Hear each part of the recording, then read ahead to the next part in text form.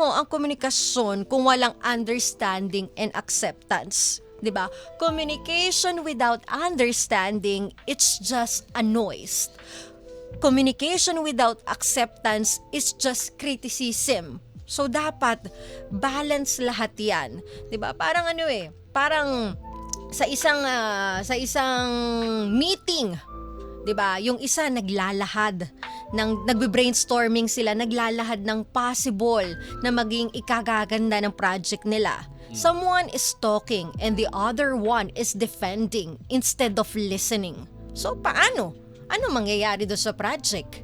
'Di ba? So ganun din sa relasyon. Dapat marunong din tayong makinig, hindi lang puro magsalita.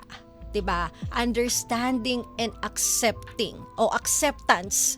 Yan yung isa sa susi na para maging maganda ang relationship natin.